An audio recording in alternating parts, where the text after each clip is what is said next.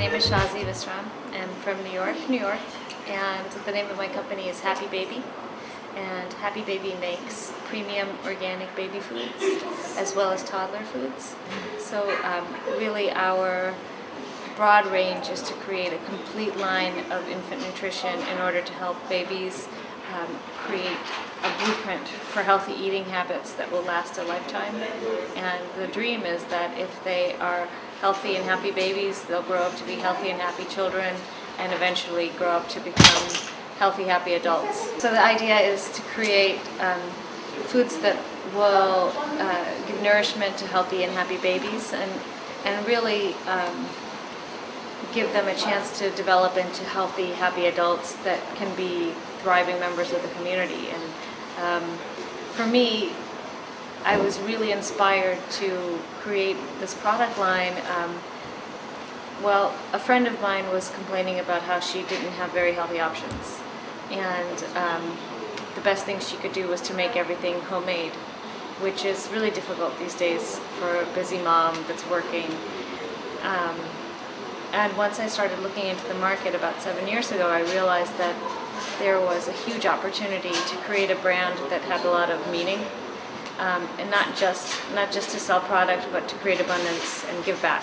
And for me, it was very important to make a real partnership, so that when we're selling product, we're also doing good in the world. So what we've done is we've created a partnership with an organization called Project Peanut Butter, and they're in Malawi. And for every unit of anything that we sell, we help them to feed a starving child for an entire day on their program. So all around, it's a very positive business. We support sustainable agriculture.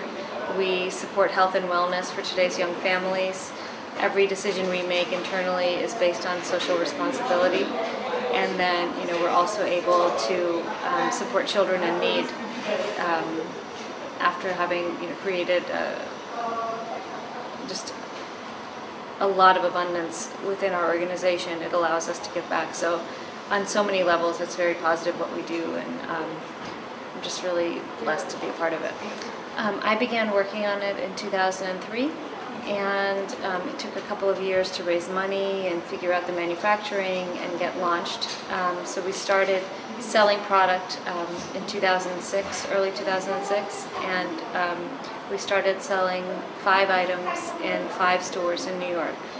And now it's, I guess it's September 2010, and we have about 50 products. In the United States, we sell in about 7,500 stores. And we're also selling in 14 additional countries worldwide. I originally, when I had the vision for this business, I really was limiting my vision to a national scope. And I didn't really think about the opportunity to go global, because just launching a product and even locally seemed like such an amazing and difficult task. And on some levels, it's one step in front of the other. And while many times you have a big dream, you realize that the major challenges are the ones within your inner circle that you have to kind of overcome. And the more success we've had as a brand nationally, the more I realize that Happy Baby absolutely has a global appeal. And it's not something, I guess in my words, every baby deserves to be a happy baby.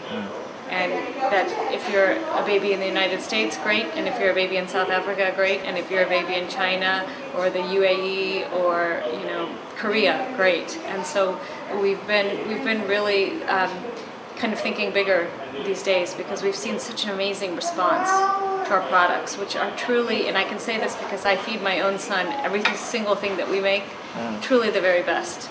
And I think every parent wants the very best, whether depending whatever continent you're on, it doesn't matter. So we've definitely changed our approach, and it's pretty. I think part of the reason we're so successful is that we're truly innovative, and our products are very different.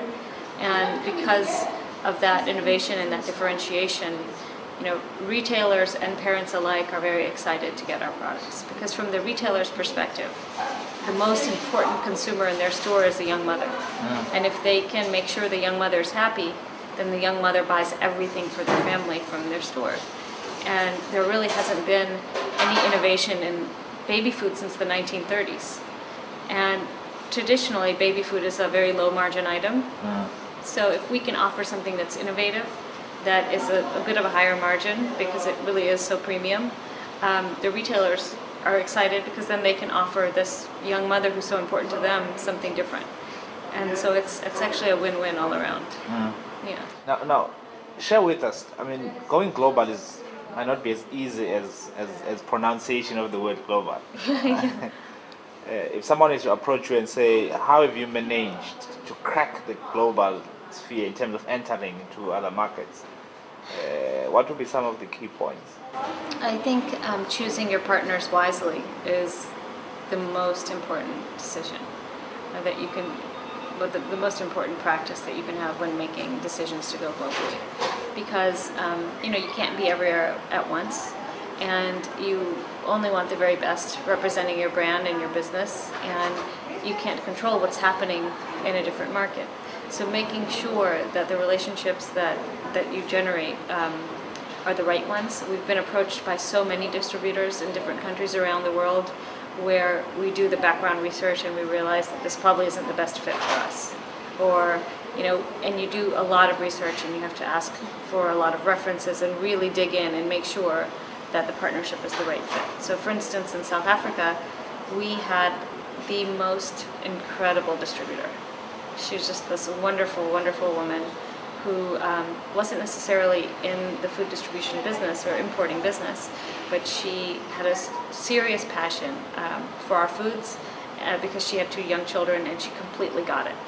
And this woman approached us and she said, I want to represent you in South Africa. I want to bring your products to South Africa. I said, okay, well, let's talk more. And we had this dialogue, and after a few months, we realized that she was just phenomenal. I mean, a really special, tremendous person. And she pioneered our line here in South Africa into about 300 stores.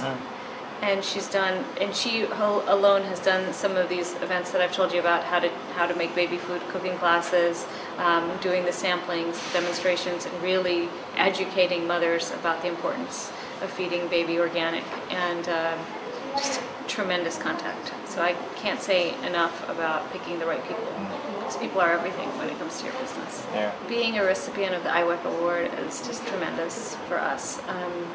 For me personally, it is just extremely rewarding to be among so many incredibly talented and gifted women. It's truly inspiring. I think everyone in that room is just a hero of mine.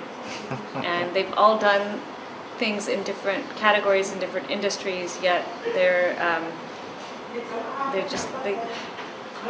I can tell that they're strong women that have overcome many odds, because it's not easy.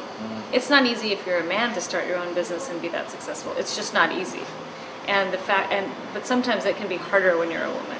And the fact that they've all been able to come to this place where we can celebrate each other's successes and ideally inspire those to come, it's really special, because in my opinion, businesses change the world.